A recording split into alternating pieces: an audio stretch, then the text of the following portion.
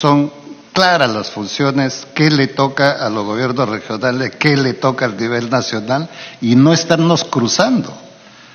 Ese es el problema, ¿no es cierto? Y en ese orden es que podemos especializar mejor.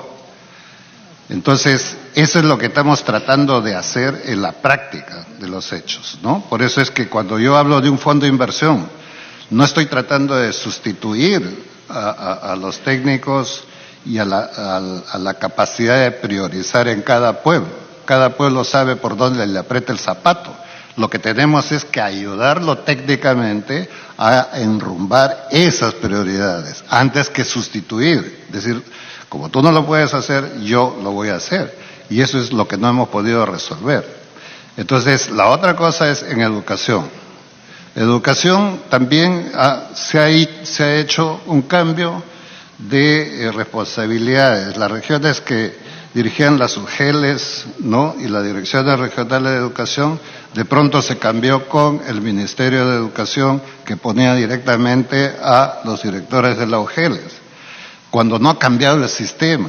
Entonces, cuando hay un problema en educación y hay la huelga en educación que no se puede resolver por otros factores, sea de discusión de salarios, o sea de discutir cómo hacemos la reforma de la educación, entonces el problema es la región. Pero si ya las UGELes están en manos centrales, entonces hay toda esta confusión que necesitamos muy prontamente tratar de resolver para ordenarlo mejor. Si yo soy rector y tú eres ejecutor, es más fácil poder evaluar dónde está la falla. En el ejecutor, en la rectoría, dónde está la falla. Entonces, si estamos ordenados. Pero si todos estamos mezclando, haciendo todo de todo, es un jugo tan surtido que no sé cuál es la fruta más importante para saborear ese caso. Ese es el tema de la modernización. Premier, discúlpeme, pero la congresista Nelly Cuadros, a quien le doy la bienvenida, al igual que al congresista Pedro Laechea, quiere una pequeña interrupción. Congresista. Gracias. Muy buenas tardes al Premier y a todo su equipo que lo acompaña. Estimado Premier, nos gustaría también un mayor impulso en el proceso de formalización. Si bien vemos detalles importantes sobre materia tributaria, creo que ponerle énfasis al proceso de formalización, sobre todo a las pequeñas y medianas empresas, esto va a contribuir al objetivo final, que es lograr una mayor recaudación. Queremos ampliar la base tributaria, sin embargo, no solamente el proceso de control, de auditorías o de la presencia imponente de la SUNAT va a lograr eso. Ya se sabe por experiencia que mientras hay más persecución a la empresa privada, a la empresa pequeña sobre todo, estas pasan de la formalidad muy rápido a la informalidad. Entonces, por ejemplo, mecanismos tan simples como poder constituir una empresa gratuitamente. Ahora, actualmente, para constituir una empresa se necesita por lo menos un mes en registros públicos. Hay que pagar altísimos costos de constitución en los gastos notariales. Aparte, hay que tramitar en el banco. Es todo un largo proceso tedioso y sabemos que la población que es el microempresario peruano, muchos de ellos no conocen estos procesos de formalidad. Y si el Estado le diera una prioridad, una apertura para facilitarle al peruano pequeño para que se pueda formalizar, creo que ahí, y empezando incluso con tributo cero los primeros años hasta que se estabilice bien, hasta que sea una empresa, una pequeña empresa fuerte, y recién empezar los procesos de recaudación tributaria. Me parece fundamental poner énfasis en una formalización, pero en una formalización amigable, en una formalización que te acoja, que te invite, que la formalización es una gran oportunidad para el pequeño empresario de que pueda crecer en el futuro. No que la SUNAT sea el cuco, el perseguidor de las pequeñas empresas y que al final, toda la vida, la idea de que se tributa por obligación y no con la idea de que la tributación sirve además para ejecutar las obras, para la recaudación fiscal que ayuda al país. Pero la gente tributa porque no tiene otra opción y busca todos los mecanismos de elusión, evasión, todas las formas posibles de inteligencia económica y financiera, desde las pequeñas empresas hasta las más grandes, para contribuir lo menos posible. Y yo creo que hay que darle una visión diferente a lo más fundamental, que es ampliar la base tributaria, pero integrando al empresario como parte de la contribución al desarrollo del país. Y eso creo que está algo ausente en esta propuesta. Muchas gracias. Puede continuar, señor Premier. Gracias, congresista, por sus comentarios. A ver, estamos en esa batalla de tratar de ver cuáles son los caminos que nos lleven a ir progresando en la formalización. Estamos en esa batalla. Empezando por el Estado. El Estado que tenemos, el Estado que manejamos, es uno de los informales. Porque el mecanismo no integrado, ¿no es cierto?, del presupuesto, la contabilidad, el control que estamos planteando en esta reforma, crea una informalidad, por ejemplo, en los empleados fantasmas, ¿no es cierto? Entonces, tenemos que empezar por nosotros, la primera cosa. Y el régimen societario del que hablarán en competitividad que falta, que va a entrar, produce, va a presentar cuál es la contribución o cómo queremos ver el avance de la formalización en las micro y pequeñas empresas, que eso en las siguientes presentaciones vamos a tener la congresista, pero justamente esa es nuestra preocupación, de ser un país más formal. Si no, no podemos ser competitivos, ¿no? En ningún nivel, y es urgente que aprobemos esta reforma del Estado y las propuestas que se han hecho desde Economía y Finanzas, la propuesta de competitividad, porque cada día ocupamos los lugares más bajos de competitividad.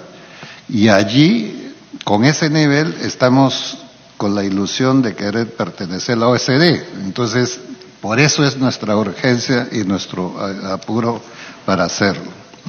Aprovechando que está el congresista Lescano acá, que también hizo unos comentarios,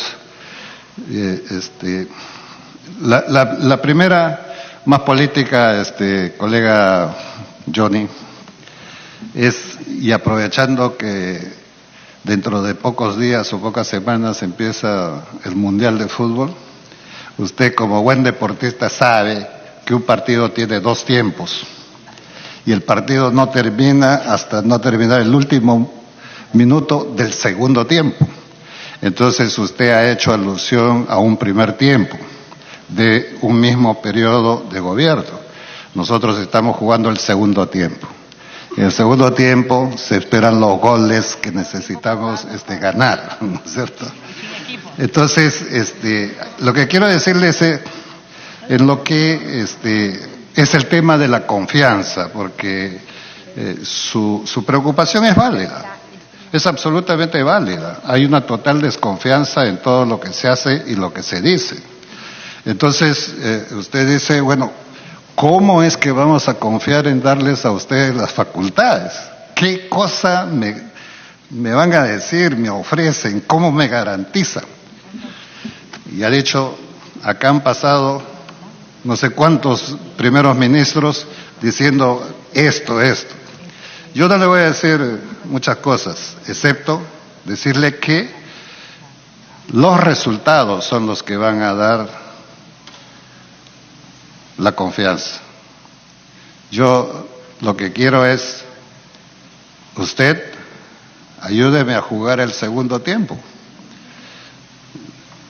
Sea un hincha apasionado, podemos ganar en el segundo tiempo, ¿no? Y con la fuerza andina y la fuerza amazónica podemos lograrlo, de tal manera de que confíe, no tenga fe de que los resultados que podemos tener en mejorar el nivel de la economía, bajar los gastos corrientes que han estado subiendo exponencialmente, usted lo dijo, ¿no es cierto? Y es verdad. Y yo también dije en este recinto, cuando ustedes generosamente nos dieron la confianza, de que si seguíamos en una posición donde no alentábamos la inversión pública, no íbamos a traer la inversión privada y seguíamos subiendo los gastos corrientes, como ha señalado el ministro, con datos exponenciales que obviamente preocupa, tendríamos un país sin futuro. Entonces, cuando yo digo resultados, en 2 meses, presidente o congresista, porque también puede ser presidente ya al próximo periodo, entonces yo lo que quiero decirles, en casi 2 meses que estamos a cargo, lo que hemos logrado es, 1, frenar un poco, no todo todavía, como hubiese querido la congresista Alcorta, que hizo los comentarios, los gastos corrientes. Y esos gastos corrientes ahorrados en gastos que no eran productivos, no son necesarios, el reducirlos no para la maquinaria, al contrario la hace más ágil, lo hemos pasado a inversión.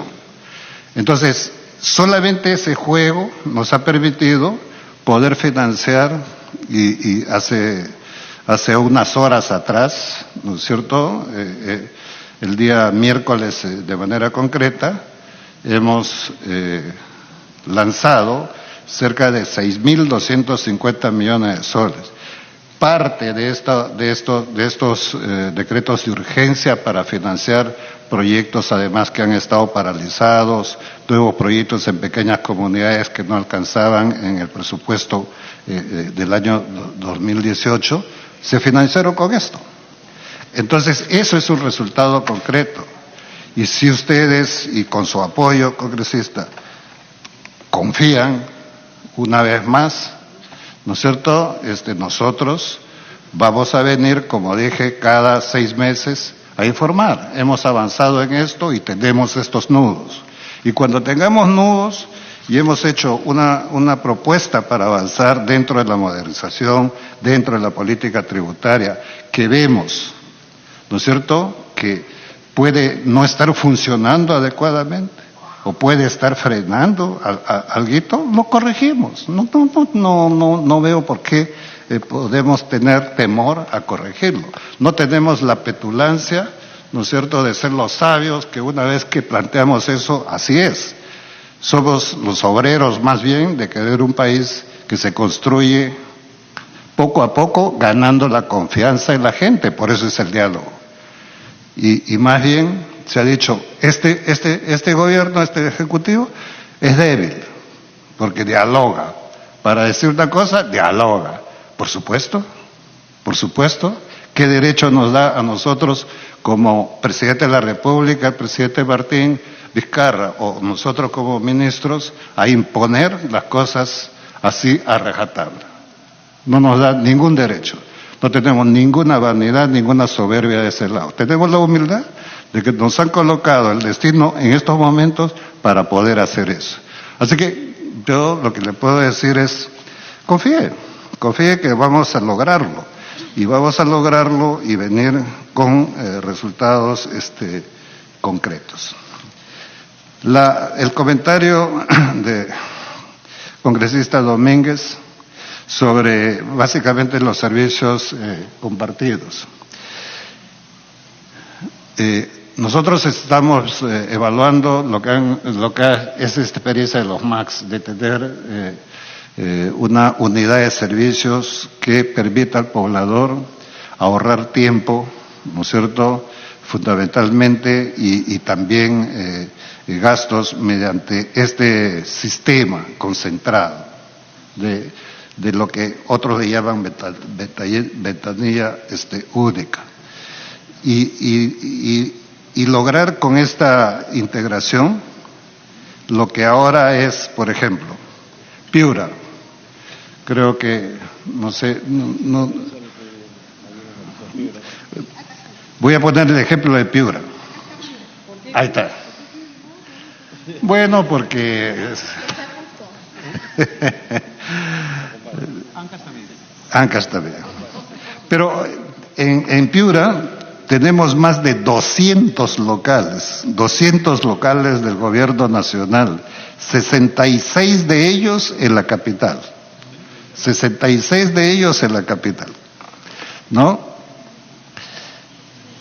A cuadras de distancia, uno de otro, con ambientes de más de 200 metros para no más de 10 personas cada uno, y cada uno paga luz, agua, internet, seguridad, limpieza, administración de locales, entre otros. En vez de lograr una integración para tener locales compartidos, y le facilitas la vida y la gestión al poblador, yendo a un solo local donde está compartido esto. Eso es empezar a ordenar las cosas y a partir de eso poder modernizar y digitalizar. Cuanto más locales, más papeles, cuanto más papeles, más demora, y cuanto más demora, más corrupción. Ese es el esquema que hay. Pero si nosotros empezamos a integrar servicios multisectorialmente, entonces el poblador va a saber que en ese sitio puede resolver sus problemas. ¿Y esto es una posibilidad? No, ya se está haciendo.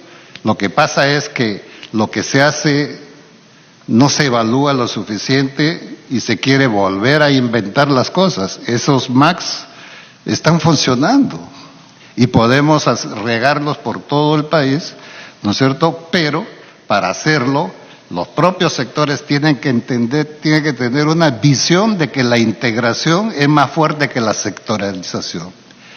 Y el integrar no les quita la rectoría de su sector. Ese es el tema, ¿no es cierto? Entonces, es una educación para nosotros desde las alturas, pero en beneficio de nuestra gente de abajo. Congresista Acosta. Presidente, si me permite, una pequeña interrupción. Congresista, lo más breve, que todavía no empezamos la segunda parte. Por favor, muy breve. tiene uso la palabra. Solo hay señalar que en la idea esta de integrar plataforma de servicio, hay que pensar no solo como Poder Ejecutivo. En los temas de seguridad y especialmente en el tratamiento a la mujer maltratada, por ejemplo, ahí hay que integrar servicios del Poder Ejecutivo, de la Fiscalía, Medicina Legal, por supuesto, y Poder Judicial. O sea que es el Estado integrando sus servicios en esta plataforma, y no solo el Poder Ejecutivo. Me imagino que así lo están viendo, pero en los temas de seguridad y sobre todo mujer, creo que ese concepto alrededor de la Comisaría de la Familia, ¿no es cierto?, que se está haciendo un esfuerzo de poner los EMS ahora en las comisarías, y a partir de eso sumarle Fiscalía y Poder Judicial, sería una visión sobre la que se debería trabajar también. Gracias. Continúe, Premier. Gracias, congresista Costa. De eso se trata. O sea, de empezar un proceso de educación para nosotros mismos, de que estos procesos de integración van a ser mucho más rentables como servicios, ¿no es cierto?, para nuestra población, que tal como estamos ahora, dispersos por todos lados, cruzándonos entre todos, tomando los lugares de uno con otro, una pelea. Por ejemplo, yo había puesto como en el caso de un incendio que hubo, ¿quién era el responsable? Habían 4 o 5 instituciones que entre ellos se echaban la culpa de que no son responsables porque la norma no era clara tampoco. Entonces, todo eso es un ordenamiento que no estamos descubriendo la pólvora, sino que estamos tratando de hacer que un aparato pesado lo podamos ordenar mejor, lo podamos hacer más sistemático, con normas más sencillas y lograr que ese orden, entonces, genere la rentabilidad de un mejor servicio para el ciudadano y para cualquier usuario institucional o empresarial, ¿no es cierto? Hay, en un mismo ministerio, hay dos tipos de información a veces para la misma cosa. Eso es terrible, ¿no es cierto? Y entonces esas cosas se van a ir eliminando progresivamente cuando vamos avanzando en la digitalización de la administración pública. Y decíamos, por ejemplo, poníamos el ejemplo de OCE. OCE hoy día fue noticia, o ayer, o entre hoy día, porque alquilaba un local, pagaba 600,000 soles solamente para guardar 15,000 paquetes de archivos. Pero no es el problema solamente de OCE con esos 600,000. Dentro de 3 años va a tener el doble y entonces va a necesitar otro 600,000, 1.200.000 solamente para guardar papeles. Cuando si lo digitalizamos, el tamaño de un archivo de un escritorio es más que suficiente, ¿no es cierto? Dígame, congresista. Gracias. Congresista, lo más breve, por favor. Gracias, presidente. Justamente ahora que hemos salido en el descanso para almorzar, me llamaron de la prensa para preguntarme sobre los 600,000 soles de alquiler para una caja de no sé qué ministerio. La pregunta es, ¿qué cosa hay en esas cajas? ¿Qué es lo que se está guardando? ¿Dónde se va a guardar? ¿Para qué se va a guardar? ¿Quién tiene la relación de toda esa información? 600,000 soles es un montón de plata. Ya. Continúa. Buena pregunta, congresista, por su intermedio, presidente. Lo que contienen esas cajas son los archivos de la OCE. Y lo tienen que guardar porque hay una norma de Contraloría que lo tiene que guardar en físico 10 años. 10 años. Entonces, por eso es que los ministerios, los gobiernos regionales tienen más espacio guardando papeles y archivos viejos que nadie los utiliza y nadie sabe. En cambio, si lo digitalizamos y hay una norma que se resuelve con eso, resolvemos rápidamente. Muy bien. Probablemente se me quedan algunas preguntas que en la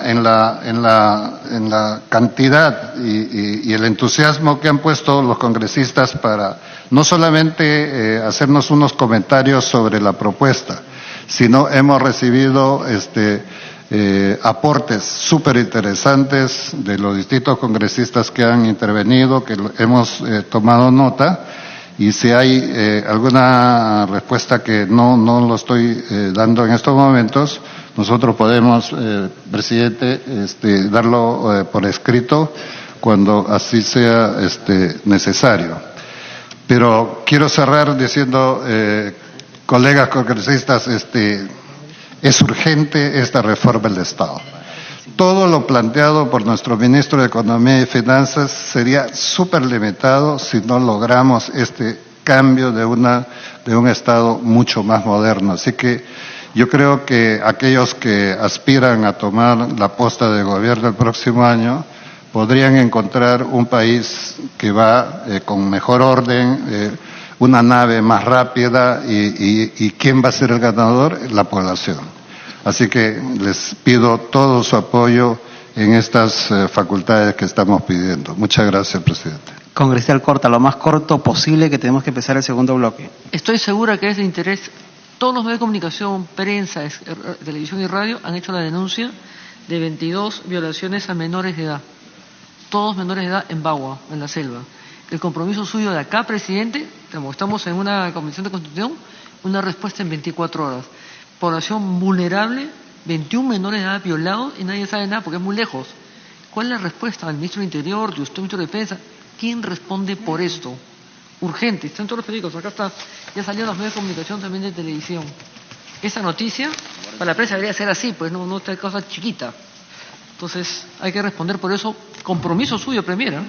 Sí, congresista, justo eso creo que es parte del segundo tema de lo que es el bloque, que le vamos a dar el uso de la palabra a la ministra de la Mujer de Poblaciones Vulnerables, Ana María Mendieta Trefogli, que va a hablar sobre prevención y protección de personas en situación de violencia y vulnerabilidad.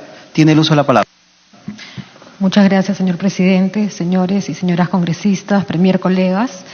Esta tarde venimos a presentar las medidas que consideramos importantes que se regulen desde el Poder Ejecutivo en el marco de la solicitud de facultades legislativas que se han presentado ante el Congreso, específicamente aquellas contenidas en el numeral 5 del artículo 2, referidas a la facultad de legislar en materia de prevención y protección de personas en situación de violencia y vulnerabilidad. Esta solicitud de delegación de facultades se sustenta en que desde el Poder Ejecutivo hemos identificado diferentes problemas y vacíos centrales que nos impiden o limitan esta lucha frente a la violencia hacia la mujer y el grupo familiar y la protección de la población más vulnerable. Entre estos problemas identificados, el primero y más álgido es la alta incidencia de casos de violencia contra la mujer y otros integrantes del grupo familiar, especialmente, como se mencionaba esta tarde, nuestros niños, niñas y adolescentes. Un ejemplo de ello son las cifras que manejamos desde el Ministerio de la Mujer. En el año 2017 hemos atendido a través de los centros de emergencia mujer más de 95.000 casos. En lo que va del año ya tenemos atendiendo más de 40.000 casos. 30% de ellos corresponden a niñas, niños y adolescentes. No les digo la cifra de la Policía Nacional porque esta cifra de atenciones en materia de violencia familiar triplica nuestras cifras, ¿no? Y en el Poder Judicial, si antes alimentos era el tema que mayormente se veía en los juzgados de familia, ahora es violencia familiar. Sobre los casos de feminicidio, que es la forma más extrema de violencia hacia la mujer, el año pasado hemos atendido 121 casos de feminicidio y 247 tentativas. Es decir, no se convirtieron en feminicidios por diferentes causas, pero la intención era acabar con la vida de la mujer.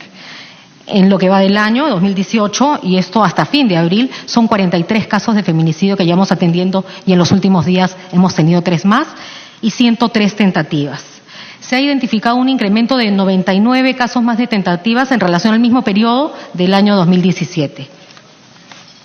Y sabemos que los feminicidios no son hechos aislados que ocurren, son el resultado de una cadena de hechos de violencia que vive la mujer, ¿no? Son resultado de una historia de violencia. Congresista Alcorta. Yo con todo respeto voy a decir que entiendo su apreciación, yo no la comparto. Acá hay un tema de Fiscalía y Poder Judicial. Las mujeres denuncian 3, 4 y 5 veces. Han denunciado, pero la Fiscalía quiere meterla con el cuchillo adentro, atravesarla en el piso, serrucharla y recién ver el tema. No es cifras ahora, ya no son cantidades, cada vez es más y todos los días los canales, todos los días apenas uno cambia de canal. El tema, esos diagnósticos los conocemos, las cifras las conocemos. La pregunta que le hago es, ¿cómo solucionamos o cómo hacemos? ¿Usted se ha reunido por casualidad con el Ministro de Justicia y con la Fiscalía de la Nación? ¿El Presidente de la República y el Premier ya se reunieron para ver estos temas todos los días lo mismo? Las cantidades enormes, pero soluciones. Porque el diagnóstico lo sabemos, los números también los conocemos. ¿Qué soluciones hay para que esto no siga sucediendo todos los días? Gracias. Ministra, para que pueda continuar. Señores congresistas, vamos a esperar que los ministros terminen para poder hacer la rueda de preguntas. Okay. Otro de los problemas identificados se centra en las debilidades que presentan los servicios justamente orientados a atender estas problemáticas hacia las mujeres y las poblaciones vulnerables. No existen procedimientos que no están siendo efectivos para la protección de las poblaciones vulnerables. Por ejemplo, el caso de la declaración de desprotección y abandono familiar hacia los niños, niñas y adolescentes.